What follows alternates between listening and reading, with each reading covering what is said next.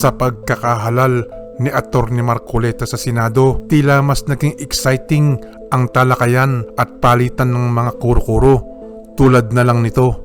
Isa pa pong halimbawa, International Service for the Acquisition of Agri-Biotech Applications Inc. o ISAA et al. Versus Greenpeace Southeast Asia. Original decision, unanimous, December 8, 2015. Reversed unanimously on MR din, July 26, 2016. So, salamat po Mr. Noted. President. Salamat Mr. sa President, Gudyato. may I know Tarlac. from the Entered good into the senator, record. Senator Marcoleta. may I know from the good senator if these decisions are bank decisions or divisions?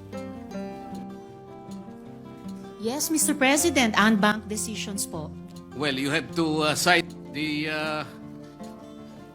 I will gladly jurisprudence. cite the GR number po bang hinihingi, Mr. President? Pagka sinabi pong bank, lahat po ng members ng Supreme Court, 15 of them, unanimous.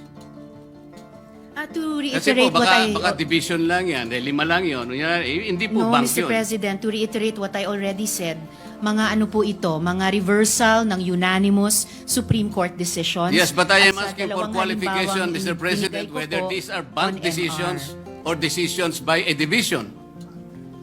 And whether or not they Mr. were President, characterized by... sinabi ko rin na po kanina, Sandali unbanked po. decisions po ito. Ay, hindi po. Whether or I not am the replying to the decisions question. are characterized by the following qualifications. 1, unconstitutional, void ab initio, violative of due process. All these are present in those jurisprudence cases as you cited. Mr.